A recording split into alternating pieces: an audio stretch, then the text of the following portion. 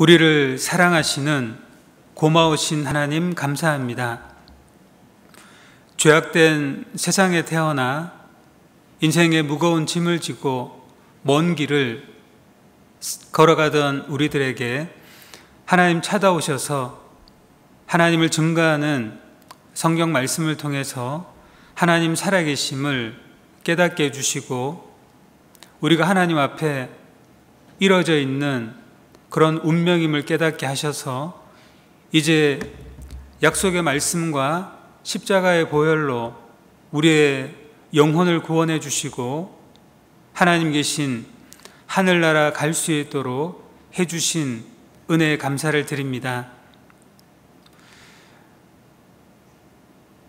우리가 신앙생활 하는 가운데 진리의 길을 가며 거짓된 나의 삶을 깨닫게 하시고, 교제의 길을 가며 형제 자매의 소중한 사랑을 더욱더 알게 해 주시옵소서. 전도의 길을 가며 전도하는 모습을 통해 하나님의 뜻을 발견하고 내 안에 있는 하나님을 이뤄진 영혼들에게 소개하며 살도록 도와주시옵소서. 예수 그리스도의 심장을 가져서 더욱더 귀한 영혼을 전도하는 일에 사명 가지며 살도록 인도하여 주시옵소서. 하나님과 나 사이에 십자가가 있음을 믿습니다. 우리가 이 땅에 살아가는 모든 삶 속에 십자가 위에 있는 하늘을 바라보고 그 십자가 은혜로 천국을 향해 가는 그런 귀한 믿음을 더욱 가지도록 도와주시옵소서. 하나님과 나 사이에 교회가 있습니다. 주님 피로 사신 교회 안에서 같은 시대에 태어나 같은 구원을 받고 같은 마음으로 살고 있는 우리들에게 하나님과 교회와 복음을 위해 살도록 도와주시옵소서. 하나님과 나 사이에 하나님의 약속의 말씀이 있습니다. 이 성경 말씀을 순종하며 살도록 인도하여 주시옵소서. 학예 수양회가 준비되어져 있습니다. 동일한 마음으로 기도하고 동일한 마음으로 준비하고 함께 참여하고 더욱더 하나님이 역사하시는 그런 귀한 은혜를 이번 수양회를 통해서 보고 느끼고 경험하도록 도와주시옵소서. 수양회에 예비된 모든 영혼들 하나님께서 일일이 손수 챙겨주시고 그들이 하나님 말씀 앞에 서서 모두 다 구원받도록 인도하여 주시옵소서. 오늘 주님의 날 귀한 말씀과 귀한 교제 나누는 하루 되도록 도와주시옵소서. 우리를 사랑하시는 예수님의 이름으로 감사하며 기도드립니다. 아멘. 성경 말씀 찾겠습니다. 시편 51편 말씀입니다. 시편 51편 구약성경 839쪽입니다. 시편 51편 말씀.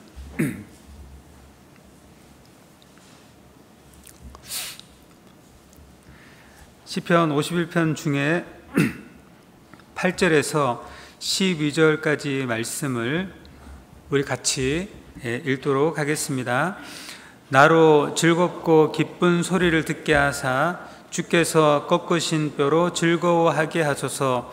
주의 얼굴을 내 죄에서 돌이키시고 내 모든 죄악을 도말하소서. 하나님이여 내 속에 정한 마음을 창조하시고 내 안에 정직한 영을 새롭게 하소서. 나를 주 앞에서 쫓아내지 마시며 주의 성신을 내게서 거두지 마소서. 주의 구원의 즐거움을 내게 회복시키시고 자원하는 심령을 주사 나를 붙드소서. 다시 한번 인사드리겠습니다. 임자교회에서 신앙생활하고 있는 김인근 형제입니다. 반갑습니다. 대천이 시골인 줄 알았는데 대천시라는 것을 와서 알게 되었고요. 저는 시골에 있다 보니까 사람들이 한 3명 정도 모여서 다니는 걸 별로 못 보거든요. 여기는 사람들이 우르르 몰려다니는 걸 보고 너무 감격스러웠습니다. 사람이 이렇게 많구나. 자, 이런 짧은 인사 말씀을 드리고 우리 교회 소식도 말씀을 전하는 중에 짧게 좀 말씀을 드리겠습니다. 오늘 말씀은 시편 51편 말씀을 중심으로 하나님 우리에게 해주시는 귀한 교훈을 상고해 보도록 하겠습니다. 1절 위에 제목이 있는데 제가 제목을 다시 한번 읽어 드리겠습니다. 다윗의 시 영장으로 한 노래. 다윗이 밧세바와 동침한 후 선지자 나단이 저에게 온 때에 지은 시가 시편 51편 말씀입니다. 다윗은 우리가 알듯 어린 시절 목동이었을 때 오직 믿음으로 골리앗에게 승리한 자였습니다. 대단한 소년의 믿음이었죠. 그 후에 사울 왕에 의해서 10여 년간 도망자의 신분이었지만 그는 그런 시련과 어려움 속에 하나님을 더욱 가까이 하고 하나님은 그에게 하나님 마음에 합했다라는 칭찬을 또 하십니다. 그 후에 다윗은 인생 역전을 이루죠. 나이 30세에 통일왕국의 왕이 됩니다. 왕이 되어서 하나님의 뜻에 합당한 삶을 살다가 이제 일생의 치명적인 간음죄와 살인죄를 짓게 돼요. 그 큰 죄를 지은 다윗에게 하나님은 선지자 나단을 통해 찾아가셔서 다윗의 죄를 물으셨죠. 그때 다윗은 그 즉시 회개하고 뉘우치고 자신의 삶을, 자신의 죄악된 그 모습을 한탄하고 토로하고 탄식하며 지은 시가 시편 51편입니다. 그런데 이 시편은 다윗이 죄를 짓고 탄식함으로 마무리한 것이 아니라 새로 믿음의 새 출발을 하고 다윗은 이 시편을 기록한 이후에 믿음이 더욱 견고해져 있음을 또 발견하게 됩니다. 자, 그런 시편이 시편 51편입니다. 오늘 말씀은 세 가지 주제로 살펴보겠습니다. 첫 번째 주제는 다윗이 간음죄와 살인죄를 짓고 선지자 나단이 찾아온 그 시점 이후부터 다윗은 믿음의 전환점을 맞이해요. 물론 다윗이 어린 시절 하나님과 동행했던 삶을 살았습니다. 10여 년간 고난 중에서도 하나님 마음에 합한 자의 삶을 살았습니다. 그런데 간음죄와 살인죄를 짓고는 믿음이 침체됐거든요. 영적 게으름 속에 빠져 있었습니다. 그가 선지자 나단이 찾아간 이후에 사도행전 13장에 다윗을 하나님은 하나님 마음에 합한 자라고 인생 전체를 그 믿음을 칭찬해 주셨죠. 그래서 간음죄와 살인죄를 짓고 그대로 살았으면 사울 왕처럼 그런 부끄러운 왕이 될 수도 있었지만 선지자 나단이 찾아간 이후에 그 이후에 그의 삶은 하나님 마음에 더 특별한 삶을 살았다라는 것을 첫 번째로 배워보겠습니다. 즉 다윗은 선지자 나단이 찾아온 때의 그 믿음의 전환점, 터닝 포인트가 되었다는 것입니다. 우리도 구원을 받고 열심히 살아왔습니다. 그런데 어떤 분들은 믿음에 침체가 있고 영적 게으름 속에 있을 수 있습니다. 또는 우리는 코로나로 그 믿음이 좀 더 연약해지고 신앙의 게으름 속에 있고, 그래서 우리는 다윗처럼 믿음의 전환점이 필요하다. 믿음의 어떤 터닝 포인트가 되는 그런 부분을 오늘 생각해 보고요. 두 번째는 선지자 나단이 다윗에게 찾아갔을 때 다윗이 즉시 하나님과 자신 사이에 사라져버린 것 두 가지를 발견하게 됩니다. 하나님과 함께 했던 시간이 사라져버렸고, 두 번째는 구원의 즐거움이 사라져버렸음을 깨닫게 됩니다. 그 두 가지를 또 생각해보고, 세 번째는 하나님이 다윗에게 그토록 원하는 구원의 즐거움을 회복시켜 주십니다. 그 이후에 하나님이 다윗에게 축복해 주신 것이 있습니다. 자, 이렇게 세 가지 주제로 말씀을 상고해 보도록 하겠습니다. 제목을 다시 한번 제가 읽어 드리겠습니다. 다윗의 시 영장으로 한 노래, 다윗이 밧세바와 동침한 후 선지자 나단이 저에게 온 때라는 제목이 있습니다. 참 부끄러운 제목이죠. 일평생 다윗 개인적으로는 숨기고 싶은 그런 제목입니다. 하나님 마음에 합한 자라는 그런 모습 속에는 도무지 어울리지 않는 제목입니다. 외간 여자와 동침한 후 그 남편을 살해하고, 그리고 불륜의 그 모습 속에 낳은 아이가 죽고 이제 회개하는 그런 모습이죠. 자, 이런 것은 평범한 믿음을 가진 자에게 일어나기 힘든 일이죠. 자, 이런 제목을 가지고 있습니다. 그런데 다윗은 선지자 나단이 찾아와서 이 시편을 기록한 이후에 자신은 더 이상 부끄러운 자가 아니었습니다. 비록 자신은 죄를 지었지만 하나님 앞에 당당하고 세상 사람들 향해서도 당당한 믿음의 신앙인이 되었습니다.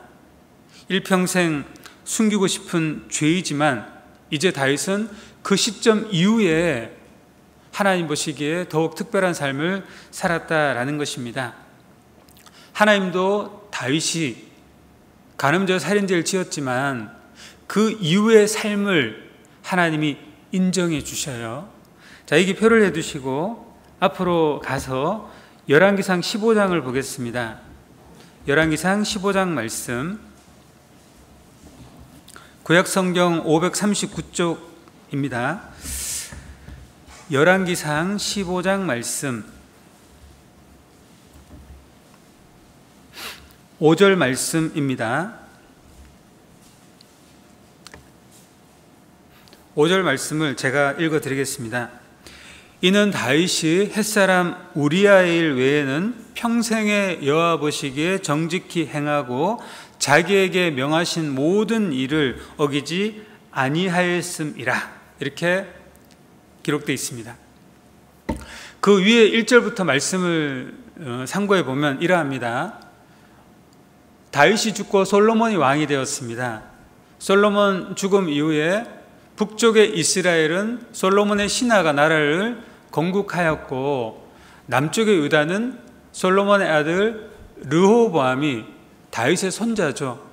르호보암이 나라를 다스렸고 그 이후에 아비야가 나라를 다스렸다는 것이 이렇게 위에 기록되어 있는데, 그 르호보암과 아비야의 두 아들은 다윗의 손자와 증손자는 악한 왕이었거든요. 그런데도 하나님은 그 다윗의 후손들을, 다윗의 왕가를 견고히 해주었다는 겁니다. 남유다의 반 이상이 악한 왕이었는데 하나님은 북이스라엘과 달리 나라를 존속해 하셨다는 겁니다. 그 이유가 무엇일까요? 악한 왕이 많았는데도 다윗의 후손들을 지켜준 이유는 4절에 보면 그 하나님 여호와께서 다윗을 위하여, 이렇게 말씀합니다. 다윗 때문이라고 말씀합니다. 다윗은 우리가 알듯 간음죄와 살인죄를 지었잖아요.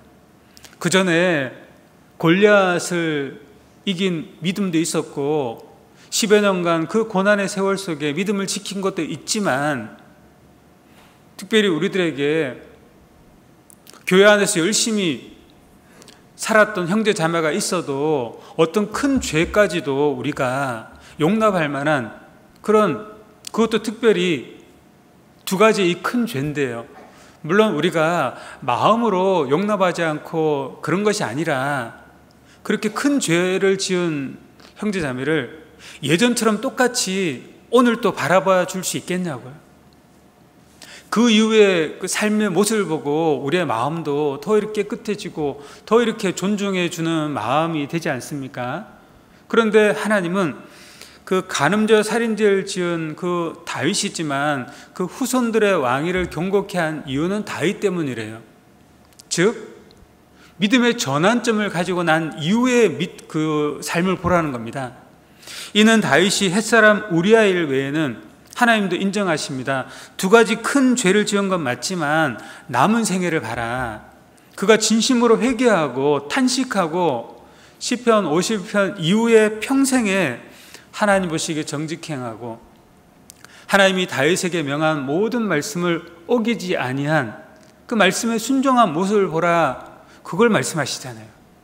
우리는 이 말씀을 통해 우리가 구원받은 이후에 믿음이 침체되어 있거나 영적 게으름 속에 있거나 어떤 이 핑계 저 핑계로 예전만 못한 신앙생활을 하더라도 믿음의 전환점을 맞은 그 이후의 삶을 하나님은 인정해 주신다.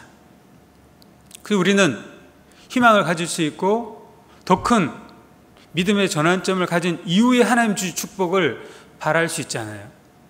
그래서 이전 것은 지나갔으니 보라 새 것이 되었도다 는 말씀이 우리 마음에 더욱 믿어집니다. 다윗도 자신이 이 부끄러운 죄를 지은 건 맞지만 나는 진심으로 회개했고 하나님도 용서하셨고 그 이후에 나의 삶이 내가 하나님 앞에 용서받고 또 내가 하나님 마음에 합한 자의 삶을 살아온 증거다라고 제시하는 겁니다. 우리가 천국 갔을 때 예전에 화려했던 정말 하나님 앞에 멋지게 살았던 삶을 보여드리려면 지금의 삶도 하나님 보시기에 아름다운 삶이어야 된다는 겁니다. 지금의 삶은 믿음의 침체와 영적 게으름 속에 있는데 예전의 삶을 하나님 인정해 주세요 라고 할 수 없다는 겁니다. 예전의 삶은 이미 하나님이 다 계산해 놓고 계셔요. 우리는 오늘 이후의 삶이 중요하다는 겁니다. 과거에 내가 하계수양에 한 번도 빠지지 않았다, 하나님 다 아시거든요. 그럼 이번에 빠지는 건 안 된다는 겁니다. 예전처럼 똑같이 하계수양에 참석하고 또 영혼을 전도하고 같이 봉사하는 것, 하나님 그것을 주목해 보신다라고 말씀하시는 겁니다.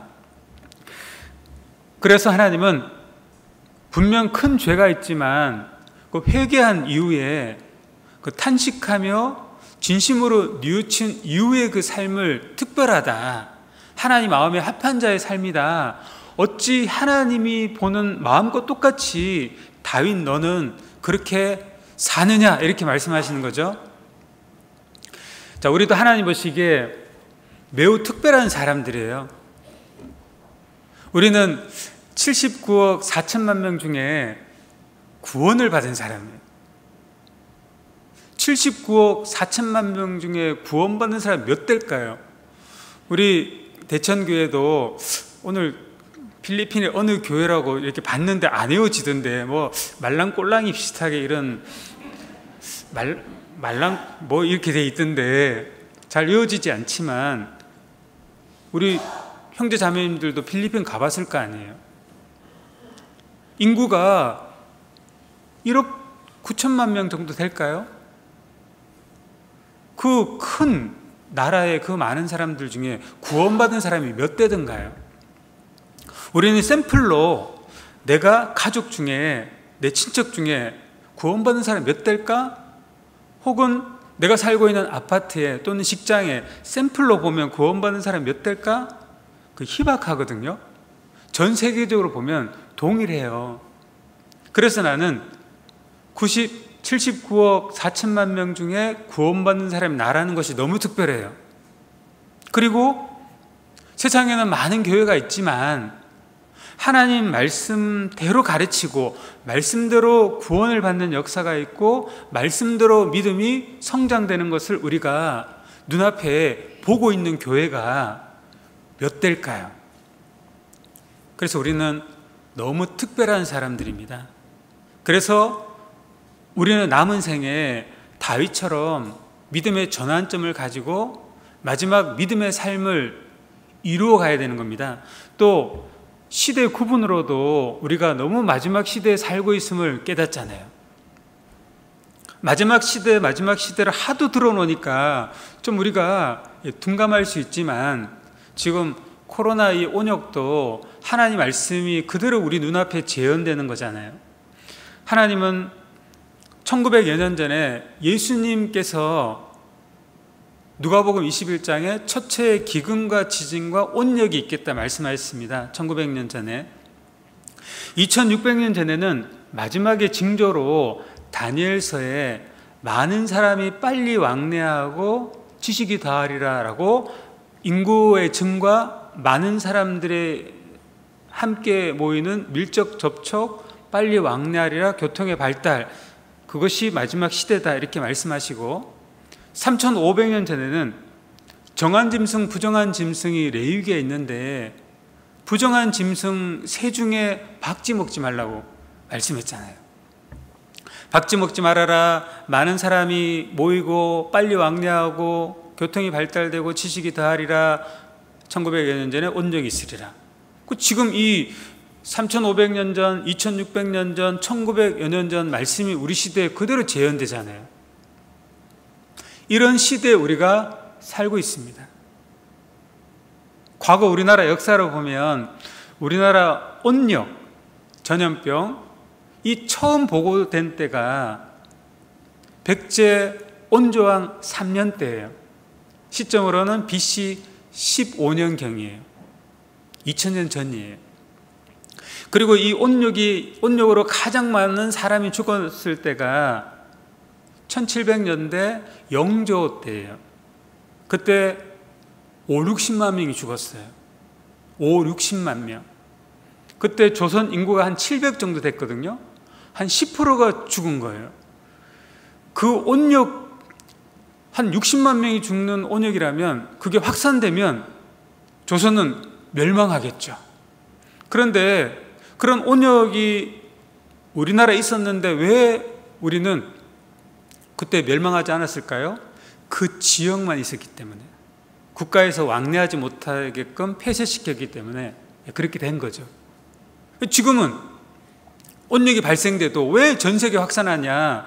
많은 사람이 밀접 접촉하고 빨리 왕래하며 교통이 발달되니까, 교통도 비행기를 타고 가면 바로 외국을 그날 갔다가 그 다음날 올 수도 있으니까, 그런 종합적인 성경 말씀을 통해서 이루어지는 거잖아요. 우리 시대가 마지막 시대임을 우리가 알 수 있는 겁니다. 자, 이런 특별한 시대에 우리가 살고 있기 때문에 우리는 믿음의 전환점을 맞이해서 특별한 그리스도인의 남은 생애를 살아가야 된다라는 것이 우리의 사명이 되는 겁니다. 자, 시편 51편 말씀을 보겠습니다. 다시 찾아가 보면 시편 51편 5절 말씀입니다.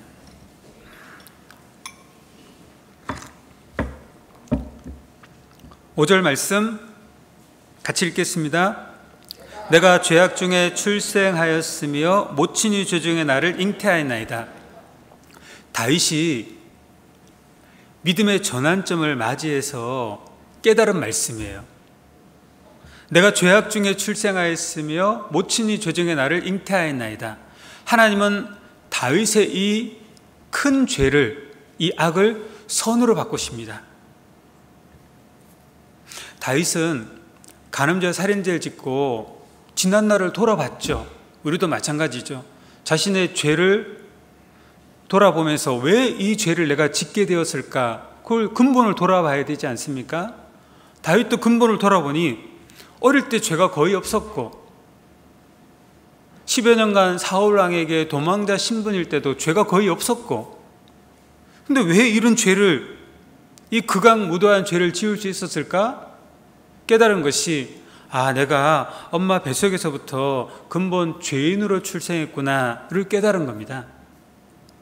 그런데 이 다윗의 이 악을 1000년 후에 예수님이 이 땅에 오실 때 다윗의 이 깨달음을 사용하시죠. 구원을 받으려면 영생은 곧 유일하신 참 하나님과 그의 보내신 자 예수 그리스도를 아는 것이니라. 구원을 받으려면 하나님을 알아야 돼요. 하나님은 구약 성경을 통해서 하나님은 창조주, 에덴 동산 역사, 노아 시대 역사, 인간 역사의 주관자, 특별히 지금까지 이스라엘 민족을 통해서 하나님 살아계심을 나타냅니다. 우리는 충분히 구약 성경을 통해 참 하나님을 압니다. 이제 예수 그리스도를 알아야 되는데, 예수님은 우리를 위해서 십자가에 보혈을 흘려서 구원하신 분이죠. 하나님을 알고 예수님 십자가의 은혜를 압니다. 중간에 우리가 또 깨달아야 될 것, 자신이 죄인인 걸 깨달아야 되잖아요. 근데 이 죄를 사람들과 상대적으로 비교해서 당신이 이런 죄를 더 많이 구체적으로 지었네요 라고 해서 죄인으로 인식되는 것이 아니라, 하나님 앞에 내가 죄인이구나, 하나님 계신 그 천국엔 죄 없는 하나님 앞에 서려면 나는 죄가 없어야 되는 거구나. 근데 이 죄를 하나님이 용서해 주시고 내가 그걸 믿어야 되는 거구나. 사람이 근본 죄인인 걸 알려면 하나님을 통해서만, 하나님 앞에 자신이 죄인이라는 걸 깨달아야 되잖아요. 그걸 나보다 더 훌륭한 다윗이, 어린 시절 오직 믿음으로 골리앗에게 승리한 다윗이 10여 년간 그 고난 속에서도 하나님을 향한 그 구구절절한 그 믿음을 깨닫고 기록한 시편, 그 훌륭한 다윗이 근본 죄인이라고 말씀하거든요. 우리는 그 다윗 앞에 나도 똑같은 사람이다, 근본 죄인임을 깨닫잖아요. 다윗이 왜 하나님 앞에 합한 사람이 되었냐? 하나님은 사람을 창조하신 이유는 많은 사람이 구원받기를 원하셔요. 구원을 받으려면 죄인인 걸 알아야 됐는데, 그 죄인인 것을, 근본 죄인이라는 것을 깨달은 이 다윗이 하나님이 인류를 구원한 그 구원, 그 역사 속에 이 다윗의 깨달음이 사용되어지는 겁니다. 그래서 하나님 마음에 합한 자입니다. 구원을 받으려면 마태복음 1장 1절에 아브라함과 다윗의 자손 예수 그리스도의 세계라, 그 족보에 구원을 받아 들어가야지만 천국 갑니다. 그러면 구원을 받으려면 두 가지 믿음이 필요한데, 첫 번째는 아브라함의 믿음, 두 번째 다윗의 믿음. 아브라함과 다윗의 자손 예수 그리스도 세계라, 세 번째 예수의 믿음까지 돼야죠. 아브라함의 믿음은 무엇입니까? 자기 아들 독자 이삭을 하나님께 드렸어요. 하나님께 바쳤죠. 즉 아브라함은 그 이삭을 하나님께 바치더라도 다시 살리실 걸, 부활을 믿었습니다. 그리고 부활을 믿고 그 아버지 아브라함이 아들을 하나님께 드렸어요. 아버지가 아들을 하나님께 드리는 사건, 그것이 모리아 사건이고 부활을 믿었습니다. 우리가 구원을 받으려면 하나님 아버지가 아들 예수님을 우리에게 내어준 사실을 믿어야 되잖아요. 그 아브라함의 믿음이, 아버지가 이삭 아들을 하나님께 드린 것을 하나님은 믿음으로 인정하는 것처럼 이제 하나님이 그 아들 예수님 우리에게 내어준 겁니다. 그리고 내가 죄인인 걸 깨달아야 되는데, 그 죄인은 아브라함을 통해 깨닫는 겁니다. 다윗을 통해 깨닫는 겁니다. 하나님을 믿고 십자가, 하나님이 예수님을 내어준 십자가를 믿고 다윗의 믿음, 죄인임을 깨닫고, 예수님은 그 믿음 속에 보혈을 흘리셨죠. 그리고 하신 말씀, 약속의 말씀과 그 은혜를 믿어 구원을 받게 됐잖아요. 그래서 이 다윗이 하나님 마음에 합한 자가 된 겁니다. 우리도 성경을 통해 영원한 속죄의 말씀을 통해서 구원을 받고 믿음의 전환점, 계기가 되어서 그리스도인의 삶을 살고 있어요. 그리고 계속 듣는 하나님의 말씀을 통해 천국을 향해 가요. 그런데 믿음의 침체가 있거나 영적 게으름 속에 있다면 우리는 깨달아야 됩니다. 하나님의 말씀을 통해서 나의 믿음의 전환점을 맞이할 때, 다윗은 믿음의 전환점을 이룬 이후에 내가 죄악 중에 출생하였으며 모친이 죄 중에 나를 잉태하였나이다. 이 말씀을 붙잡고 산 겁니다. 그리고 그 이후에 죄를 거의 짓지 않았던 것이죠. 우리도 믿음의 전환점은 영원한 속죄로 구원을 받고 천국을 향해 가고, 이제 또 믿음의 전환점의 그 계기로 내가 붙잡은 말씀으로 사는 겁니다. 그렇게 해서 수요 말씀을 듣고 주일 말씀을 듣고 아브라함과 다윗의 자손 예수 그리스도 세계라는 그 족보 속에 있는 내가 이제 성경 말씀이 나를 통해 재현되는 것을 보고 사는 겁니다. 자, 사도행전 18장 말씀을 보겠습니다. 사도행전 18장 말씀,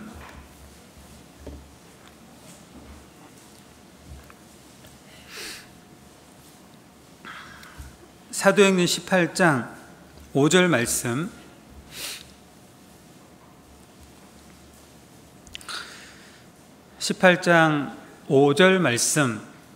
같이 읽겠습니다. 실라와 디모데가 마케도냐로서 내려오매 바울이 하나님의 말씀에 붙잡혀 유대인들에게 예수는 그리스도라 밝히 증거하니, 사도 바울이 하나님 말씀에 붙잡힐 때는 예수님을 배척했어요. 예수님을 믿는 그리스도인들을 죽였어요. 그게 하나님 말씀에 붙잡힌 자의 모습이었어요. 그런데 사도 바울이 구원을 받고 난 이후에는 하나님 말씀에 붙잡힌 건 똑같은데, 하나님 말씀에 붙잡혀서 그의 삶의 모습은 예수는 그리스도라 밝히 증거하는 삶을 살았던 겁니다. 우리도 믿음의 전환점을 영원한 속죄 말씀으로, 그 말씀 믿고 흔들리지 않는 믿음 속에 천국을 향해 가요. 이것이 흔들리면 처음부터 구원을 안 받은 거죠. 그러면 구원받은 이후에는 다시 내가 하나님을 향해 가는 말씀에 붙잡혀야 되는 겁니다. 그러면 그 말씀에 붙잡힌 결과가 뭐냐? 수요 말씀을 듣고 주일 말씀을 듣고 붙잡힌 결과가 뭐냐? 이 강당을 나가면 나는 예수는 그리스도라 밝히 증거하며 살아야지. 그것이 하나님 말씀에 붙잡혀 사는 자의 모습이죠. 그런데 우리는 교회 안에서 항상 신기한 걸 경험해요. 수요 말씀 들을 때는 말씀에 붙잡혀서 이 강당을 나가면 예수는 그리스도라 밝히 증거해야지라고 강당문을 여는 즉시 50% 정도가 이 말씀이 이루어져. 집으로 가면서 30%가 더 이뤘죠. 집에 도착해서 이렇게 부산스럽게 이렇게 왔다 갔다 하면서 그 들은 말씀을 잊어버려요. 그리고 그 다음날 일어나서는 예수는 그리스도라 밝히 증거하는 모습의 삶이 아닌 거예요. 우리가 믿음의 전환점을 가지고 살아가는 모습이라는 것은 하나님 말씀에 다시 붙잡힌 결과 내가 무엇을 하든지, 무엇을 먹든지, 무엇을 말하든지, 어떤 일을 하든지 그 모습 속에 예수는 그리스도라 밝히 증거하는 모습으로 가족과 이웃을 대하고 직장 동료들을 대하고 혹 내게 스쳐 지나는 모든 인연 속에 예수는 그리스도라 밝히 증거하는 하나님의 뜻으로 이 사람들을 만나게 된 것이구나. 또는 일상생활 속에 어떤 일을 하면서 일 속에 어떤 이루어진 일도 모두 다 예수를 그리스도라 밝히 증거하라고 하나님이 해 주시는 것이구나, 그렇게 생각하잖아요. 우리가 우리의 남은 생애가 예수는 그리스도라 계속 증거하다 보니까 더 밝히 증거하기 위해서 말씀을 듣잖아요. 더 시대 구분을 하잖아요. 마지막 시대인 걸 알잖아요. 그리고 학예 수양회가 준비되어 있잖아요. 그러면 내가 더 예수는 그리스도라 밝히 증거하는 것을 그 삶의 모습으로 살아야 되는데 왜 못 사냐? 믿음이 침체되어 있는 거예요. 영적 게으름 속에 있는 거예요. 과거에 화려했던 시절만 떠올리면서 사는 거예요. 그러면 결코 하나님 말씀에 붙잡히지 못하고 붙잡힌 말씀을 통해서 하나님이 역사하실 수도 없는 겁니다. 우리가 왜 좋은 집을 삽니까? 예수는 그리스도라 밝히 증거하기 위해서 형제자매님들 초대하고 내 가족들에게도 주님 섬기고 사는 자의 모습이 이렇게, 우리도 똑같이 이렇게 잘 산다. 우리가 차를 왜 바꿉니까?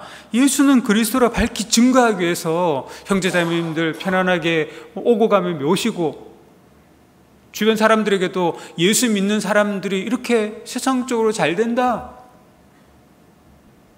그러기 위해서 우리가 살잖아요. 그러기 위해서 우리가 집도 크게 넓힐 수 있고 차도 좋은 차 살 수 있는 거잖아요. 예수는 그리스도라 밝히 증거하기 위해서. 자, 빌립보서 3장 말씀 보겠습니다. 빌립보서 3장 말씀. 빌립보서 3장 8절 9절 말씀을 같이 읽도록 하겠습니다. 또한 모든 것을 해로 여김은 내 주 그리스도 예수를 아는 지식이 가장 고상함을 인함이라.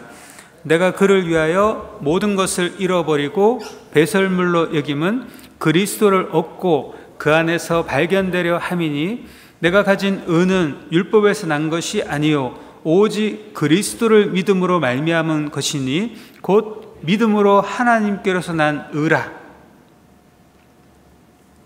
빌립보 교회는 참 모범적인 교회였죠. 그 모범적인 교회 성도들의 삶의 모습이 지금 기록되어 있잖아요.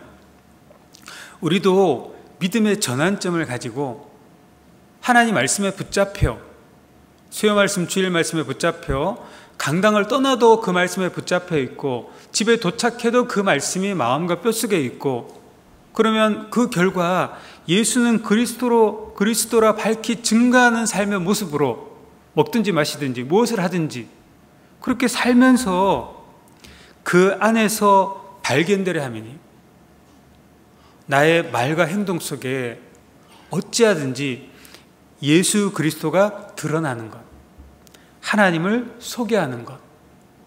세상 사람들이 나를 보았을 때 모든 기독교인 중에 가짜가 많지만 나는 직장에서 또는 가족과 이웃이 너는 정말 너의 모습을 보니 하나님이 보인다, 이런 모습으로 살아가는 거잖아요. 이것이 율법에서 난 것이 아니요, 이번 학예수양에 참석하는 것이 율법입니까? 형제자매 눈치 때문에 가는 겁니까? 그것이 아닌 오직 그리스도를 믿음으로 말미암은 것이니, 나의 믿음이 수양회를 참석하거나 전도 집회 때 100% 참석하거나 영혼을 전도하는 모습으로 내 믿음이 이렇게 소개되는 거잖아요. 학예수양회를 참석하지 않고 전도 집회 때 내가 100% 참석하지 못해서 믿음이 없는 것이 아니라 그 믿음이 그렇게 드러나는 거잖아요. 하나님께 보여드리는 거잖아요. 곧 믿음으로 하나님께로서 난 의라, 하나님의 그 의를, 뜻을 이루기 위해서 나의 모습 속에 주님을 소개하고 성경을 소개하고, 나를 통해 세상 사람들이 하나님을 보고, 그것이 말씀에 붙잡혀 예수를 그리스도라 밝히 증거하는 모습 속에 나타나는 거잖아요. 그 모습이 최고기 때문에 내가 혹시 내 모든 것을 잃어버리고 배설물 여김은 예수는 그리스도로 밝히 증거하는 모습 속에 직장이 너무 바빠, 사업이 너무 바빠, 또는 몸이 아파서 이제 더 이상 주님을 증거할 수 없다. 오히려 내가 예수는 그리스도라 밝히 증거하는 모습 속에서 직장 생활이 너무 바쁘니까 내가 이 직장을 옮기리라. 내가 혹시 돈을 좀 덜 벌어도 그것은 다 없어지는 배설물이다. 좋은 직장을 잃어버리고 내가 신앙생활을 할 수 있는 더 좋은 직장을 돈은 적게 받아도 그걸 잃어버린다 할지라도 나는 그 모습 속에 그리스도를 얻는다면, 신앙생활 열심히 해서 좀 더 여유로운 직장 속에서 가족과 이웃에게 예수는 그리스도라 밝히 증거하는 모습으로 살고 그 안에서 내가 발견된다면 나는 그것이 최고의 고상한 신앙의 삶이다. 그렇게 빌립보 교회 성도들이 말을 하잖아요. 이건 율법에 난 것도 아니다. 오직 믿음의 표현이다. 이렇게 고백하잖아요. 빌립보서 1장을 보겠습니다. 1장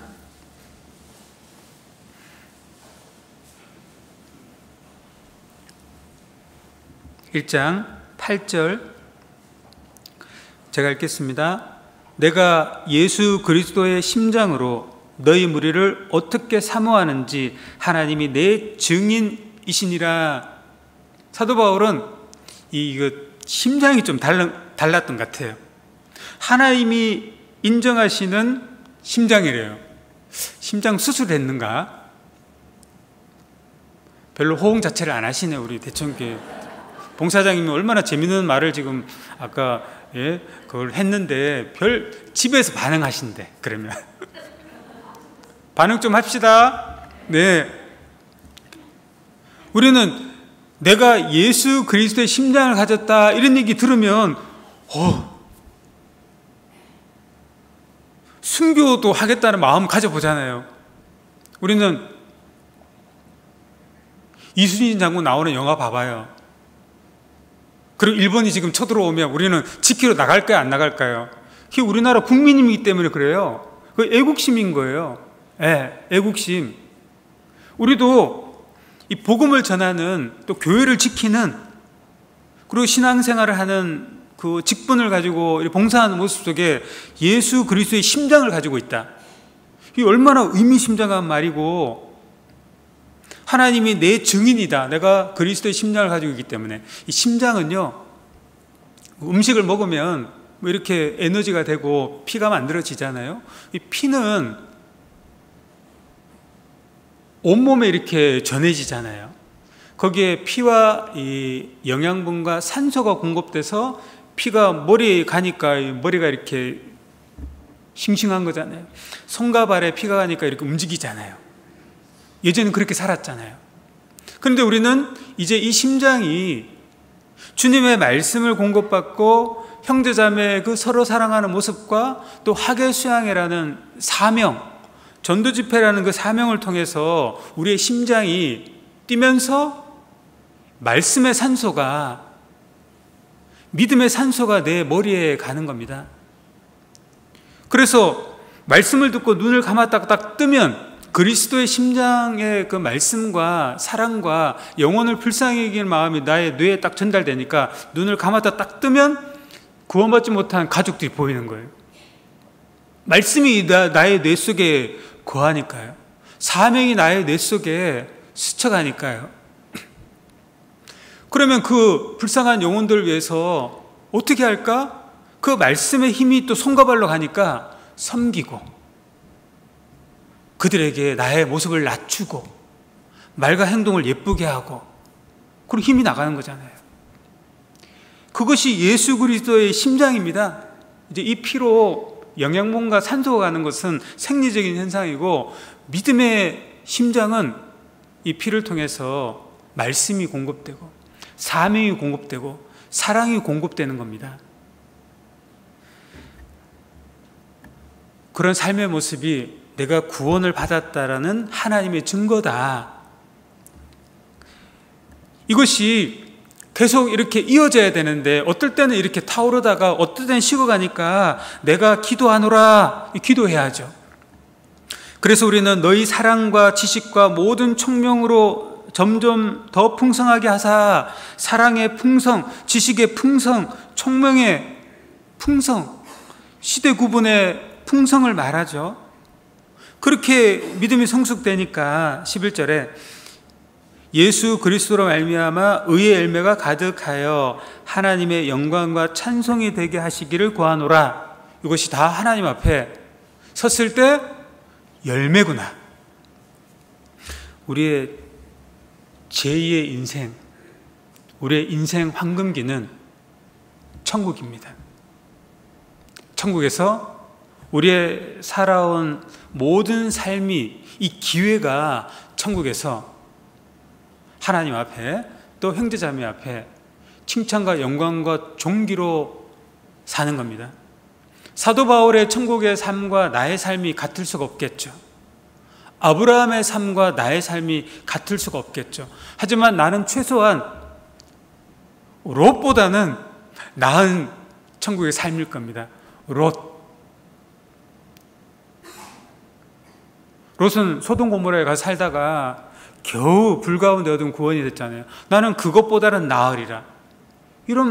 그러니까 천국 가면 우리가 서로 이렇게 그 얼굴과 얼굴을 보면서 너는 왜 그렇게 살았니? 너는 왜 그렇게 살았니? 그렇게 하지는 않을 것 같습니다. 천국에는 기쁨이 있기 때문에 그런 영적 이런 열등감 속에 살지는 않을 겁니다. 서로는. 그런데 우리는 암묵적으로 사도 바울 앞에 겸손해야 되고 베드로 앞에 겸손해야 되고, 그렇다고 롯 앞에 나는 떳떳하다 할 수 없을 것 같아요.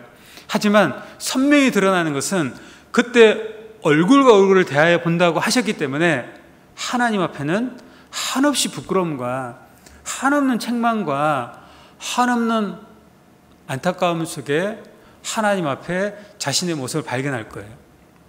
그게 천국의 삶일 것 같아요. 그래서 하나님은 하나님 앞에 칭찬과 영광과 존귀가 있으니까 부끄러움을 당하지 말고 책망을 받지 말고 하나님 앞에 당당히 서길 바란다, 이 말씀하시는 겁니다. 우리는 하나님과의 그 관계가 천국에 중요하잖아요.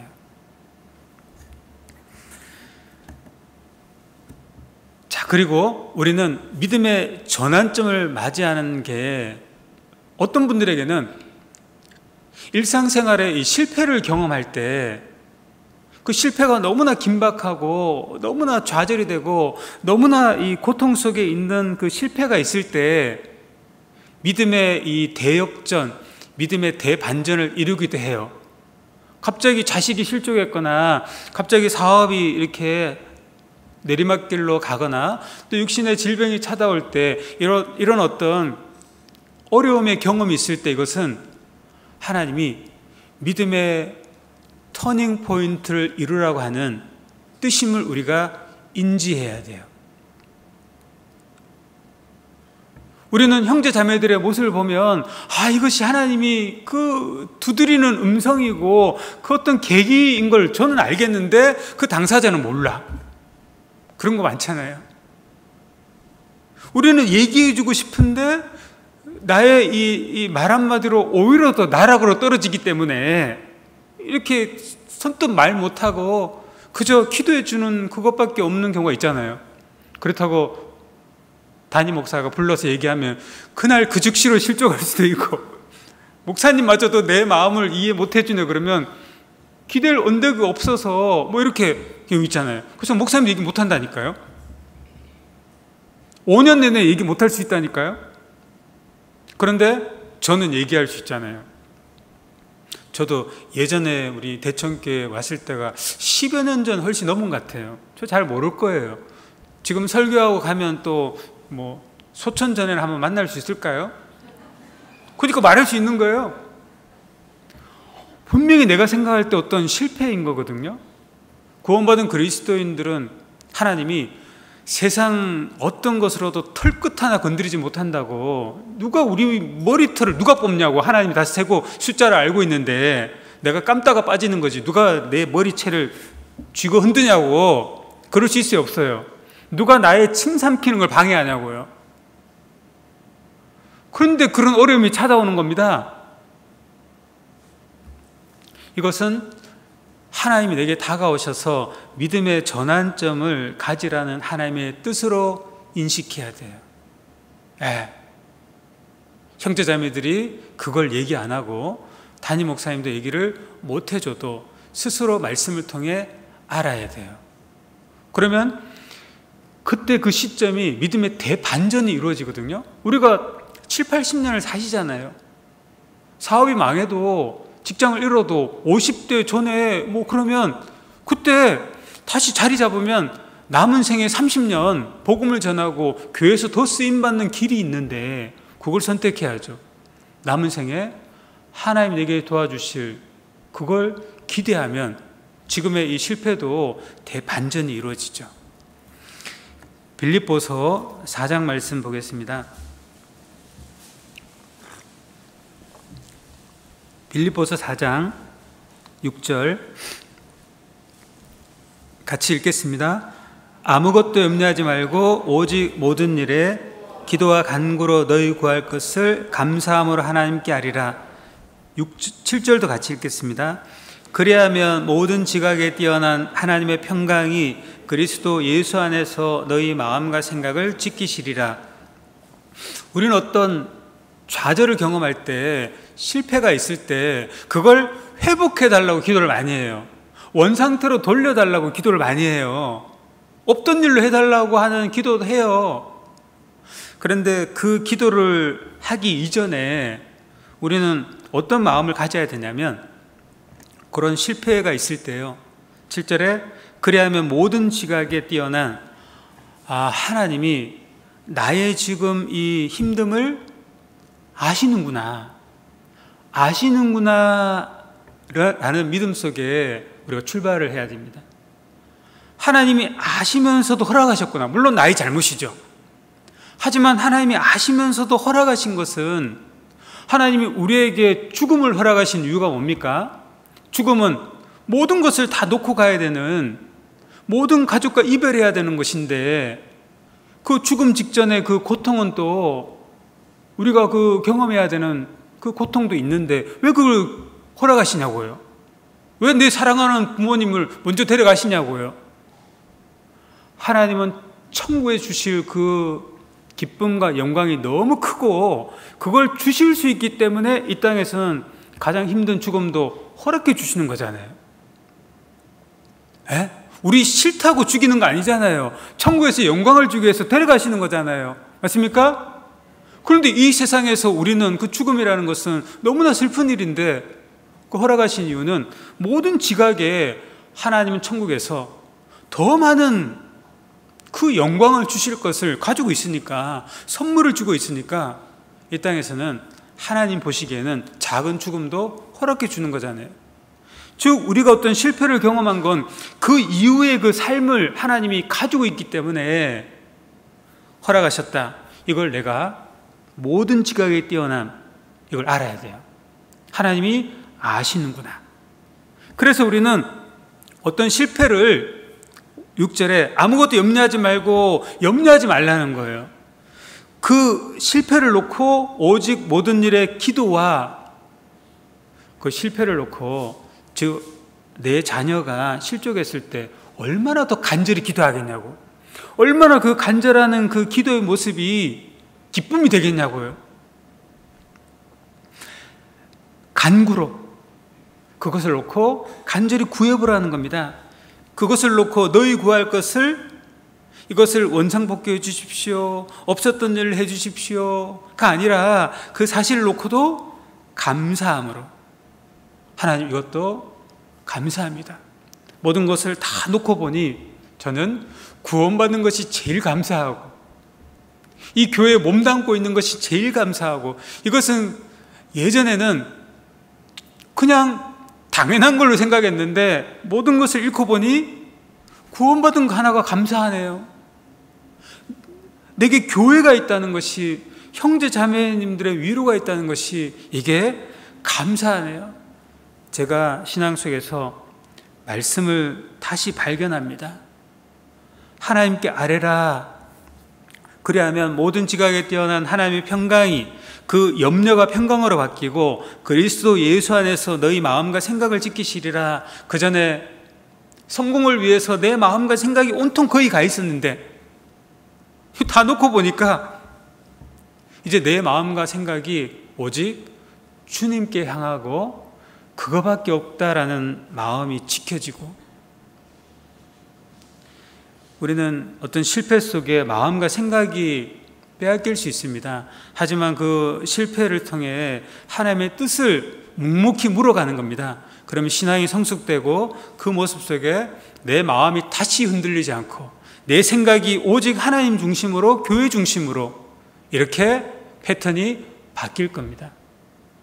그래서 우리는 믿음의 전환점을 구원받는 것처럼 믿음의 어떤 계기가 있고, 그 계기 이후에 하나님 말씀에 붙잡혀 예수는 그리스도로 밝히 증거하는 것, 그 삶을 쭉 유지하는 것.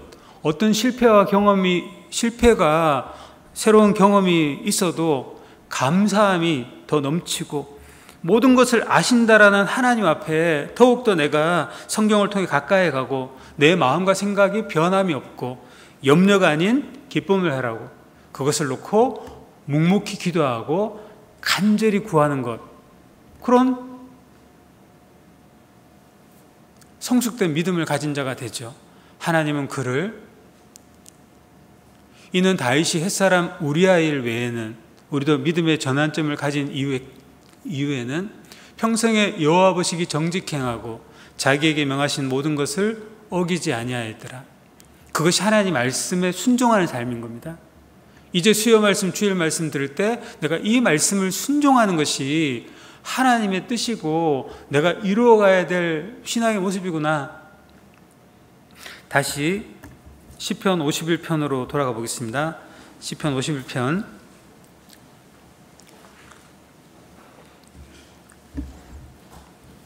12절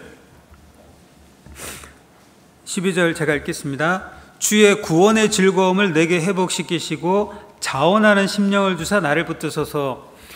다윗이 선지자 나단이 찾아갔을 때 사라져버린 것 두 가지. 첫 번째, 구원의 즐거움이 사라지고, 두 번째, 하나님과 함께 했던 시간이 사라져버렸어요. 시간이 어떻게 사라졌냐? 소년 다윗 때 그가 기록한 시편을 보면 하나님 항상 함께 하셨습니다. 사울 왕에게 10여 년간 도망자 신분 속에 기록한 그 모든 시편은 하나님이 함께하고 있는 시편이에요. 통일왕국의 왕이 30세에 되었고 40년간 왕을 했거든요. 다윗이 70세 죽었습니다. 그런데 그 70년 생애 동안 1년이 딱 사라졌어요. 1년이.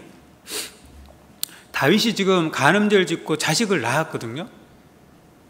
그런데 이 자식을 잉태했다라는 소식을 들었을 때가, 밧세바를 통해서 그 말을 들었을 때가 임신 2개월이라 생각하면 자식이 태어나 죽었기 때문에 한 1년 정도 다윗은 그 간음죄와 살인죄를 회개치 않았기 때문에 하나님이 다윗을 떠났어요. 그때 기록된 시편이 없어요. 근데 다윗은 하나님의 마음에 합한 자로 하나님이 자기를 1년간 떠났다는 사실을 왜 몰랐을까요? 몰랐어요. 모르고 정상적으로 살았어요. 정상적으로 왕 노릇했죠. 정상적으로 아빠, 남편 노릇했죠. 정상적으로 백성 앞에 재판을 해주는 그런 역할을 했다니까요. 그는 정상적으로 1년간 기도도 했고 말씀도 묵상했을 겁니다. 근데 못 깨달았잖아요. 간음죄, 살인죄를 못 깨달았잖아요. 못 깨달은 상태에서 기도도 하고 못 깨달은 상태에서도 말씀을 묵상하고 그럴 수 있다는 겁니다. 왜 그러했을까? 죄가 있었기 때문에, 영적 침체에 빠졌기 때문에 그는 하나님이 자기를 떠났다는 사실을 몰랐던 거죠. 그런데 정상적으로는 살았습니다. 그래서 하나님이 늘상 자기와 함께하는 걸로 잘못 믿고 있었던 거죠. 1년간 기록된 시편이 없거든요. 하나님은 아무런 응답하지 않으셨거든요. 자, 이것은 마치 우리에게 비교해 보면 우리도 분명히 죄 가운데 있어요. 분명히 합당치 못한 삶을 살고 있어요. 분명히 하나님이 나를 통해 역사하지 않는 것을 경험해요. 기도는 의무적이고 말씀 생활도 의무적이고 수요 말씀, 주일 말씀 듣고 그때만 마음이 있지 그 말씀이 마음에 새겨지지 않아요. 그런데 정상적으로는 살아요. 정상적으로 교회 가운데 거해요. 수요 말씀, 주일 말씀 꼬박꼬박 안 빠지고 거하고, 정상적으로 직분도 받아 직분 생활도 해요. 정상적으로 집에서 아이들 머릿돌 참빛 봐주고 같이 공부해요. 정상적으로 직장 생활 속에서 그리스도인으로 1차, 2차, 3차 회식 때 1차 식당에만 참석해요. 그리고 밥 먹을 때 항상 기도해요. 그런데 하나님 이제 더 이상 나를 통해 역사하지 않는 것을 인지하지 못하는 겁니다. 왜? 정상적으로 자기는 신앙생활을 하고 있다 생각하니까. 그런데 나를 통해서는 개인의 변화도 없고 나를 통해서 영혼을 전도하는 일도 없고 그런 신앙의 동력을 잃어가고 있는 겁니다. 그러니까 하나님이 나를 떠나버리고 나를 통해 역사하지 못하니까 시간이 사라져버리죠. 그러면 이 사라져버린 시간을 어떻게 회복하냐? 내가 구원받고 그 첫사랑이 있을 때 내가 신앙생활 했던 것처럼 어떻게 지금도 똑같이 그렇게 하냐? 하나님이 찾아오셔야죠. 선지자 나단이 하나님의 말씀을 가지고 찾아왔을 때 다윗이 회개한 것처럼 우리도 말씀을 통해 사라진 시간을 회복해야죠. 다시 하나님과 연결돼야죠. 욥이라는 사람은 훌륭한 신앙이었습니다. 역사는 가진 자들이 왜곡하는 경우가 많죠. 그런데 특별히 역사는 왜곡을 하더라도 지명과 이름은 절대 못 바꾸세요. 왕건이 고려를 건국하고 역사를 왜곡한다고 자기 이름을 박건으로 바꾸지 않는다는 겁니다. 이성계가 조선을 건국하고 자기 이름을 최성계로 안 바꾼다는 겁니다. 보령과 대천이 있는데 역사에 승리한 자가 보령과 대천을 보천, 대령으로 안 바꾼다는 거예요. 별로 감흥이 없네. 안 바꾼다는 겁니다. 즉 욥은 실존 인물이라는 겁니다. 욥 이름 안 바뀌고 우스 땅에 욥이라 이름 하는 사람이 있었는데 그 땅도 그때 있었던 땅이라는 겁니다. 실제의 일이라는 겁니다. 지명이 안 바뀌고 사람 이름 안 바뀌어요. 욥은 믿음의 4종 세트가 있었잖아요. 욥이라 이름하는 사람이 있었는데 욥은 순전하고 정직하고 하나님을 경외하고 모든 악에서 떠난 자라. 순전, 정직, 경외, 악에서 떠난 자. 얼마나 믿음이 견고한 자입니까? 마귀가 하나님의 그 허락 안에서 욥을 쳤는데 전 재산 잃고 자식이 다 죽었어요. 그때도 믿음이 흔들리지 않았잖아요. 입술로 어리석게 범죄치 아니했다라고 말씀하잖아요. 그리고 이제 온몸에 악창이 들리고 고난이 가중되죠. 아내는 하나님 욕하고 죽으라 그래도 욥은 하나님을 주신 자 하나님이시고 가져가시는 분도 하나님이시라고 하나님 원망치 않았죠. 믿음이 흔들리지 않았어요. 그런데 새 친구들이 찾아와서 계속 죄 없는 욥을 죄 있다라고 공격해요. 욥기서 3장부터 3명의 친구가 3가지의 패턴으로 자꾸 욥은 네가 죄가 있어서 네가 뭔 잘못했으니까 하나님이 징계하신 거다라고 계속 이런 말을 들으니까 믿음이 흔들리는 거예요.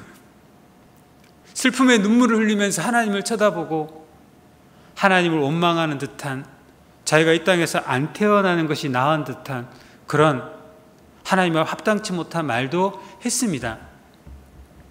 믿음이 흔들린 거예요.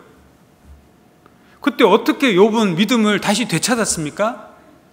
욥기서 30에 욥기 3장부터 31장까지 계속 이렇게 흔들리고 있는 겁니다. 32장에 엘리후가 찾아옵니다. 성령의 그림자죠.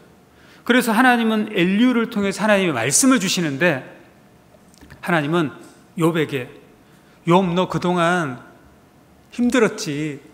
재산 잃고 자식 잃고 얼마나 슬펐니? 또 온몸에 악창이 들리고 하나님도 마귀에게 그걸 허락할 때 마음이 안타까웠단다. 너 고생 많이 했지. 그래도 너 믿음을 잘 지켰구나. 뭐 이런 얘기 한 것이 아니에요. 그런 얘기 안 했다는 거예요. 욥기서 32장부터 하나님이 엘리후를 통해서 하나님이 어떤 분인지를 밝히 증거해 주셔요. 우리는 어떤 어려움이 있을 때 내 얘기를 들어주고 위로해 주기를 원하는데 내가 어떤 어려움이 있을 때 거기에 맞는 말씀만 딱딱 해준다고 생각해 봐요. 우리는 좀 싫은 마음도 있는 거잖아요. 그런데 욥에게 하나님은 욥기서 36장부터 우리가 잘 알잖아요. 하나님이 창조하신 생명체의 생명 유지는 번개와 물의 순환의 법칙이다. 여기서 38장에는 이제 이 태양에서 이 지구가 있는데 이 준승, 라이프 존 속에 움직이고 지구의 크기와 질량을 얘기하잖아요. 그런 얘기 하시는 거예요. 그리고 욥기서 39장에는 짐승이 새끼 치는 시간들을 얘기해 주는 거예요. 욥은 위로받고 싶은데 하나님은 지금 딴 얘기를 하고 동문서답하는 것처럼 생각할 수도 있겠죠. 욥기서 40장에는 공룡에 대한 이야기, 욥기서 41장에는 용에 대한 이야기 해주시는 거예요. 그때 욥이 욥기서 42장에 뭐라고 말했습니까? 하나님이 욥을 가까이 다가오셔서 위로해 준 말씀을 해주신 것이 아니에요. 하나님이 살아계신다라는 것을 선명히 증거하셨어요. 그러니 욥이 욥기 42장에 내가 하나님을 귀로만 들었는데 눈으로 봅니다. 하나님을 마음에 새깁니다. 마음의 구주를 영접합니다. 내가 그동안 귀로만 하나님을 듣고 섬기고 하나님이 해주신 그 재산, 자식, 건강 이런 걸로 하나님을 섬기고 보답해 드렸는데 이제는 그게 아니더라도 제가 마음으로 하나님 살아계심을 깨닫습니다. 그동안의 나의 삶의 모습이 하나님 앞에 죄와 티끌 가운데 회개합니다. 그렇게 얘기했잖아요. 우리는 하나님 앞에 하나님이 나를 떠난 그 사라진 시간을 말씀으로 되찾아야 돼요. 이 말씀이 곧 하나님이시니라. 특별히 전도 집회 말씀을 통해서 나의 믿음을 되찾아야 돼요. 학예 수양의 말씀을 통해서 봉사하면서 나의 믿음을 되찾아야 돼요. 그래서 하나님은 엘리후를 통해서 욥에게 욥기서 33장에 한 번 말씀하시고 다시 말씀하시고 사람의 귀를 인치듯 교훈하신다라고 말씀하잖아요. 그래서 우리는 학예 수양에 가서 그 동일한 말씀을 또 전하냐가 아니라 그 동일한 말씀의 그 물결 속에 내가 풍덩 빠져서요 하나님이 이끄시는 대로 이렇게 다녀야 되는 거예요. 에덴 동산이 사실이구나, 노아 홍수가 사실이구나, 새로운 증거자를 보면서 사실이구나가 아니라 내가 구원받은 것을 다시 되짚어 보는 겁니다. 그리고 예수님의 십자가를 다시 마음에 새겨오는 겁니다. 그래서 그 수양회 때 하나님 앞에 기도거리, 또 하나님을 재발견할 수 있는 말씀, 이런 것으로 내가 믿음의 전환점을 가지고 오는 겁니다. 그러면 사라진 시간을 다시 되찾을 수 있고, 그리고 12절 주의 구원의 즐거움을 내게 회복시키시고, 구원의 즐거움을 다해서 회복시켜 달라고 말합니다. 왜 구원의 즐거움이 사라져 버렸습니까? 구원이 취소된 것이 아니에요. 없어진 것이 아니고 그 구원에 대한 즐거움으로 어린 시절 골리앗에게 승리하고, 구원에 대한 즐거움, 즉 나는 오늘 당장 죽어도 천국 가니까 사울 왕이 10여 년간 자기를 죽이려고 해도 나는 지금 비록 이슬을 맞고 동굴 속에 그 습기 찬 곳에서 일어나더라도 나는 두렵지 않다. 천만이 나를 겹겹이 애워쳐도 나는 하나님이 나를 도와주신다. 그런 믿음이었잖아요. 구원의 즐거움이 있었기 때문에. 지금 잘못돼도 나는 어디 간다고요? 어디 간다고요? 천국 간다는 믿음이 있으니까. 근데 그 즐거움이 나는 지금 죽어도 천국 가고 나는 더 열심히 살다가 천국 가고, 그럼 변함이 없거든요. 근데 그 천국은 가는데 이 땅에서 즐거움이 사라져 버렸어. 우리도 천국 가는 즐거움이 있습니까? 그 즐거움이 계속 간직되어 있는지 간직되어져 있지 않는지를 어떻게 확인하냐면 이 12절에 보면 주의 구원의 즐거움을 내게 회복시키시고, 우리에겐 구원의 즐거움이 있다 그랬죠. 그러면 자원하는 심령이 있다는 거예요. 자원하는 심령. 수요 말씀, 주일 말씀, 자원하는 심령으로 말씀 앞에 있고, 하나님 봉사하는 것도 의무적인 것이 아니라 자원하는 것, 자원하는 마음으로 그 일을 하고 있다는 겁니다. 일을 하면 할수록 많은 상처를 받지만 자원하는 마음으로 하니까 문제 없다는 겁니다. 올 연말에 목사님을 조용히 찾아가서 이번엔 제가 이 직분을 좀 내리면 안 됩니까? 그런 얘기 안 한다는 거예요. 왜 또 나를 세웠지? 그렇지 않는다는 거예요. 왜 나는 조장인데 말 안 듣는 총무를 또 이렇게 맺어줬지? 이렇게 안 한다는 거예요. 자원하는 심령으로 하나님이 위치 이동을 해주기까지, 또는 하나님 만나기 전까지 하나님 주신 직분을 자원하는 마음으로, 수요 말씀, 주일 말씀을 자원하는 마음으로 말씀 앞에 있습니까? 그리고 구원의 즐거움이 있다라면 자원하는 심령이 되고, 나를 붙드셔서 자원하는 심령으로 붙들려져 있는 거예요. 말씀으로 나를 항상 붙들고, 기도로 붙들고, 형제자매 사랑으로 붙들고, 직분으로 내가 붙들려져 있는 거예요. 의무적인 것이 아니라. 그러하면 내가 범죄자에게 주의 도를 가르치리니. 사람은 사람이 가르칠 수 없습니다. 사람은 안 바뀌더라고요. 그런데 나의 이 믿음, 신앙생활을 통해서 범죄자, 구원받지 않은 사람들이 나를 통해서 가르침 받는다는 거예요. 나를 통해서 하나님을 본다는 겁니다. 나를 통해서 성경에 대한 말씀을 깨닫게 되는 겁니다. 구원을 받은 자라면 너처럼 살아야 되는데 라고 가르쳐 준다는 겁니다. 그리고 죄인들이 주께로 돌아오리이다 전도하는 모습이 하나님을 통해서 이루어진다. 이게 구원의 즐거움을 가진 자의 상태예요. 근데 이런 것이 없다면 구원은 받았는데 즐거움을 하는 게 아니야 라고 말씀하잖아요. 사무엘하 12장을 보겠습니다. 사무엘하 12장 말씀.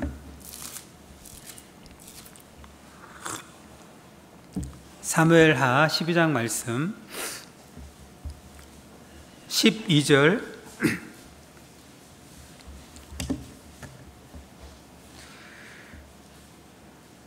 13절만 같이 읽겠습니다.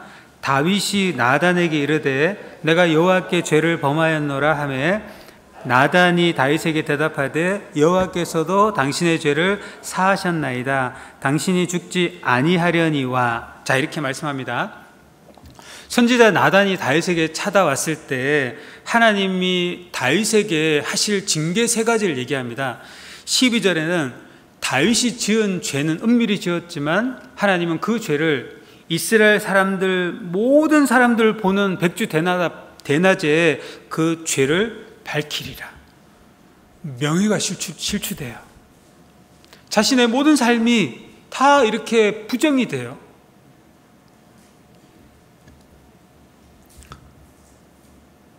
내가 몰래 했던 것 교회 가운데 다 드러난대. 내가 외식하는 잘못된 믿음의 삶이 직장 동료들에게 다 드러난대. 그게 첫 번째고, 두 번째는 14절에 여호와의 원수로 크게 해방할 거리를 얻게 하였으니, 다윗은 이제 그 이후에 남은 생애를 살아가야 되죠. 하나님을 증거하고 복음을 전해야 되죠. 하나님을 소개해야 되죠. 그런데 그 모습에 일거수일투족이 말과 행동이 사단이 회방한대요. 즉 다윗은 앞으로 하나님을 소개하고 증거하는, 하나님의 말씀을 가르쳐주는 모든 믿음의 삶이 사단이 이렇게 한대요. 다윗이 말하는 행동을 보고 주변 사람들은 네 말은 그렇지, 네가 예전에 간음죄 살인죄를 짓고 나를 가르친다? 네가 그러고도 왕이냐? 라고 한다는 거예요. 앞으로 자신의 이 믿음의 삶이 사단 때문에, 또 세상 사람들이 사단의 미혹으로 하나님 있으면 그런 죄를 짓냐고, 믿는 자가 그렇게 살아야 되냐고, 그렇게 된다는 거예요. 남은 생애가 하나님을 증거하는 삶을 살기 힘들어진다는 거예요. 세 번째는 당신이 낳은 아이가 죽는데요. 한번 따라해 볼게요. 애는 무슨 죄냐? 이런 거 있잖아요. 경상도에서는 아는 무슨 죄냐? 자, 그렇게 다윗이 죄를 지어 낳은 그 자식이 무슨 잘못이 있습니까? 그리고 꽃도 피워보지 못하고 죽는데요. 너무나 슬프죠. 자, 그런데 이 다윗은 이 세 가지 징계 어느 하나라도 정말 감당하기 힘들어요. 그런데 다윗은 그 징계를 하나님께 전해 듣고 하나님께 구한 것은 이 징계를 내리지 말아달라고. 내가 앞으로 열심히 살 테니까 하나님 없던 일을 해주면 안 됩니까? 제가 지금부터 회개하며 정말 최선을 다하겠습니다 라고 우리가 일상생활에 하는 그 기도의 모습이잖아요. 다윗은 그걸, 이 세 가지를 회복시켜달라고 하지 않았습니다. 제일 중요한 것은 하나님과 자신 사이에 그 구원의 즐거움을 회복시켜달라고. 내가 구원받은 거 맞지만 이 즐거움이 식은 이유는 죄 때문인데 하나님과 나를 가로막고 있는 그 구원에 대한 그 즐거움을 가로막고 있는 죄의 장벽을 허물어 주셔서 저와 개인적인 관계 회복을 해 주십시오. 내가 1년간 하나님과 관계없이 살았던 1년간의 삶을 돌아보니 너무 무섭고 두렵고 몸소리 쳐집니다. 하나님 마음에 합한 자가 그 죄를 짓고도 회개하지 않고 남을 가르쳤다니, 왕이라고 이렇게 왕생활을 했다니, 한 집안의 가장으로 아빠 역할, 남편 역할을 했다니, 하나님 그건 죄 때문인데 이 죄의 장벽을 하나님이 허물어 주십시오 라고 하나님과의 관계 회복을 원했습니다. 그래서 다윗은 내가 여호와께 죄를 범하였노라 라고 정직하게 고백하고, 하나님도 나단을 통해서 즉시로 여호와께서도 당신의 죄를 사하셨습니다 라고 응답받아요. 구원의 즐거움이 회복됐죠. 죄의 장벽이 허물어졌죠.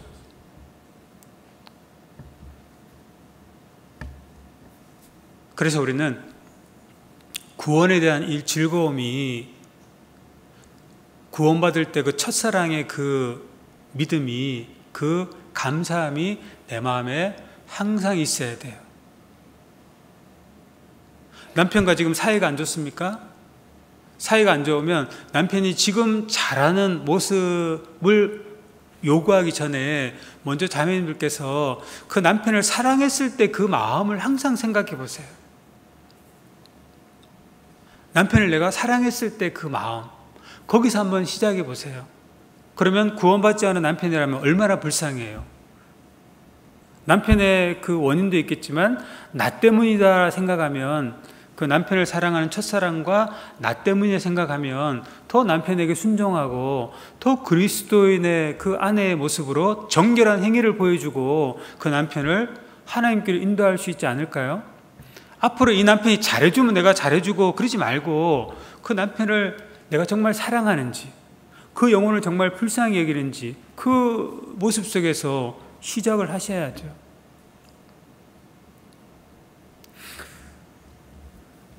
우리는 이 구원의 즐거움을 얻을 때 그 첫사랑의 그 믿음 속에 이런 고백들을 많이 했어요.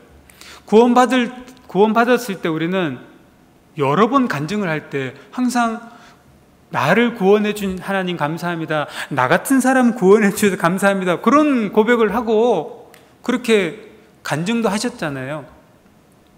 나 같은 사람 구원해 주셔서 나도 천국 갈 수 있어서 너무 감사합니다.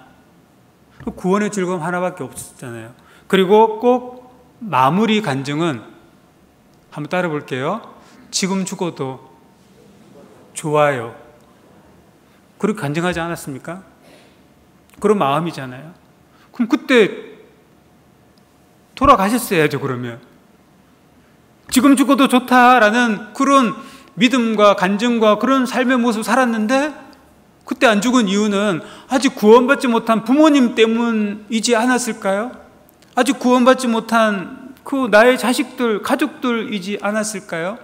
특별히 부모님이라 생각해 보면 내가 살아야 할 이유는, 부모님이 구원을 받는다면 또 죽어도 좋다라는 마음으로 그렇게 신앙생활 하셨을 거 아니에요. 근데 부모님이 또 구원을 받았네? 그럼 그때 소천했었어야지. 그때 소천 못한 이유는 뭐예요?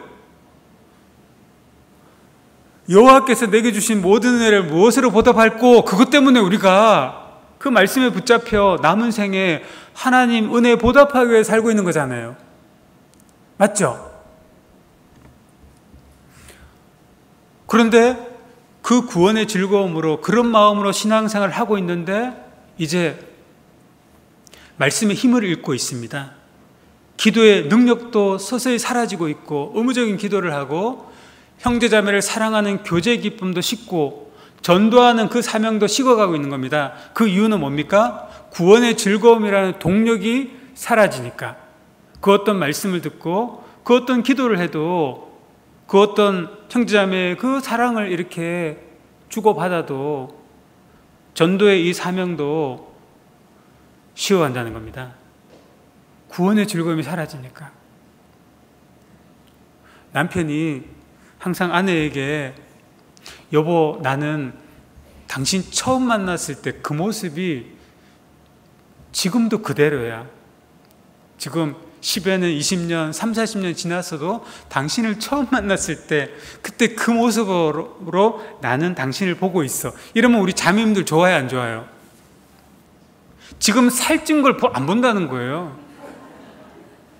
지금의 이런 걸 안 본다는 거예요. 예를 들어서 예전에 당신을 처음 만났을 때 그때 그 고등학생 때 당신은 나의 첫사랑이지. 그런 얘기 들으면 좋아요, 안 좋아요? 생전 안 들어보셔서 그러구나.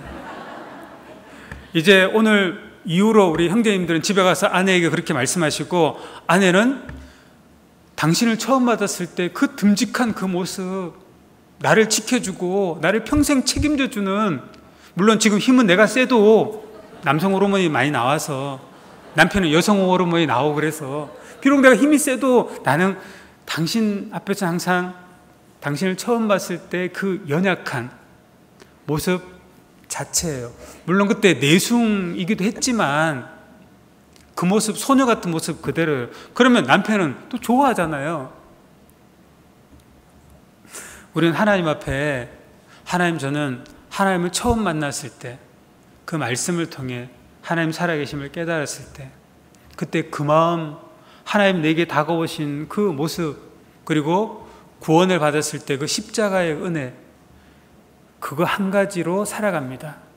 그것에 대해서 더욱 즐거움을 더하기 위해서 말씀을 공급하고 기도하고 형제자매를 서로 사랑하라 하셨으니까 사랑하고 귀한 잃어진 영혼들을 전도하고 살아갑니다. 구원의 즐거움으로 신앙생활을 합니다. 그런 고백을 할 때 하나님이 최고로 좋아하시죠. 내가 어떤 행위로 이렇게 드리는 것보다 하나님을 더욱 사랑합니다. 나를 구원해 주셔서 감사합니다. 나는 그것밖에 없습니다. 하나님도 그 마음을 좋아하시잖아요. 하나님은 우리를 하나님의 형상이라 말씀하세요. 어떤 행위를, 어떤 신앙의 모습을 드리기 전에 하나님이 나를 구원해 주셔서 감사합니다. 그 고백과 나머지의 이 행함이 합쳐져서 하나님은 더욱더 우리를 대견하게 보시죠. 자, 우리는 구원의 즐거움을 회복해야 된다라는 것. 세 번째는 시편 51편을 다시 보겠습니다. 시편 51편. 자, 8절에 보면 구원의 즐거움이 회복된 이후에 이제 8절에 나로 즐겁고 기쁜 소리를 듣게 하사, 이제 말씀이 기쁘게 들려와요. 말씀이 꿀송이라는 것이 이 말씀뿐 아니라 실제 내게 그렇게 다가와요. 기쁘게 들려요. 두 번째, 듣게 하사, 두 번째, 주께서 꺾으신 뼈로 즐거워하게 하셔서 말씀을 계속 들으면 들을수록, 즐겁게 들으면 들을수록 나의 육신은 꺾여가요. 나의 이 잘못됨이 드러나고 나의 이 육신이 말씀을 통해 책망받고 꺾여가는데 나는 즐거워요. 형제 자매를 통해서 들은 얘기가 나의 책망이고 나의 부끄러움을 드러낸 것은 맞지만 이제 내가 다 그것이 좋게 들려요. 나를, 하나님이 그 형제 자매를 통해서 나를 깎아주시는 거구나 라고 꺾여가면서, 그런데 나는 즐거워요. 하나님 앞에 더 쓰임받으니까. 그리고 주의 얼굴을 내 죄에서 돌이키시고 내 모든 죄악을 도말하소서. 이제 나는 주님이 나를 보고 있다는 것을 알게 돼요. 신전사상을 깨닫게 됩니다. 대저 사람의 길은 여호와의 눈앞에 있나니 내가 뭘 하든지 나는 하나님 앞에 하는 것이구나. 신전사상. 그 모습 속에 하나님을 두려워하고 경외하는 마음을 가지면서 나의 말과 행동을 삼가하고 항상 그렇게 보여져요. 하다못해 봄, 여름, 가을, 겨울 이 반복되는 계절의 모습 속에서도 하나님을 발견하고 꽃 한 송이에서도 하나님의 얼굴 분위기를 발견하고, 이거 추가적으로 얻는 축복이에요. 네 번째 추가적으로 얻는 것이 10절에 하나님이여 내 속에 정한 마음을 창조하시고 내 안에 정직한 영을 새롭게 하소서. 이 네 번째 추가적인 축복. 저는 이 네 번째 축복이 좋아요. 정한 마음이 생기고 정직한 영이 새로워진대. 정한 마음은 깨끗한 마음을 얘기하고요. 정직한 영은 견고한 영, 진실한 영, 성령을 뜻합니다. 구원의 즐거움이 내 믿음의 동력이 돼서요, 이제 내 마음이 깨끗해져요. 어린아이가 돼요. 하나님 말씀 앞에 깨끗한 마음으로 말씀을 듣고 그것은 곧 성령이 내 안에 내주한다는 것을 확신하게 돼요. 그것이 하나님 주신 축복이에요. 사람은 영과 혼과 몸으로 이루어졌잖아요. 구원을 받으면 하나님은 나를 하얀 도화지 하얗게 봐요. 나의 내면을 어린아이처럼. 실제 그렇게 하얀 내면이 되어야지 구원을 받죠. 그런데 하얀 내면이 됐는데 계속 죄를 짓다 보니까 죄는 까만색이잖아요. 그래 나의 내면이 회색, 그레이 색깔이 돼요. 이게 뭐가 뭔지를 모르는 거예요. 신앙의 우선순위가 없고 세상 가운데 양쪽으로 걸쳐 살면서 모르고 있는 거예요. 간증할 때는 믿음을 우선해서 간증하던 내 모습이 그래도 세상적인 것도 필요하면서 그것도 간증하면서 어느 날 보니까 세상 모습의 간증이 더 많아. 그렇게 회색이 되어져 가는 겁니다. 그러니 정한 마음, 깨끗한 마음이 안 되고 정직한 성령이 내 안에 역사할 수가 없죠. 그래서 우리는 다시 깨끗한 마음과 성령이 역사하는 사람들이 되려면 영과 혼과 몸이 있는데 몸이 행함으로 나타나지 않습니까?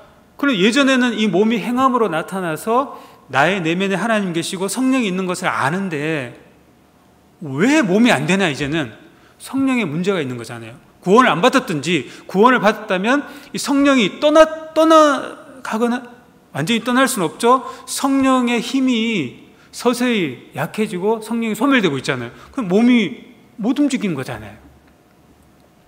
그럼 우리는 성령은 어떻게 내게 다시 다가오시냐? 구원의 즐거움. 그리스도인, 성령이 내 안에 있는 사람을 성령인, 다른 말로 그리스도인, 구원의 즐거움으로 성령은 내 안에 내주하고, 그럼 몸은 이제 예전처럼 살려면 혼이, 지식, 말씀을 잘 들어야 돼요. 이 말씀이 하나님이셔요. 그리고 이 들은 말씀을 표현해야 되겠는데 어떻게 표현하냐? 감정, 형제자매들에게 먼저 사랑하는 것. 의지, 교회 가운데서 그 뜻을 교회 하계수양이 이번에 우리 다 같이 동참합시다 라는 의지가 발현될 때 구원의 즐거움과 들은 말씀과 사랑과 주님의 뜻이 몸으로 같이 움직이잖아요. 구원의 즐거움이라는 동력이 첫사랑이 마음에 간직되어 있을 때 나는 영과 혼과 몸이 하나님의 뜻 가운데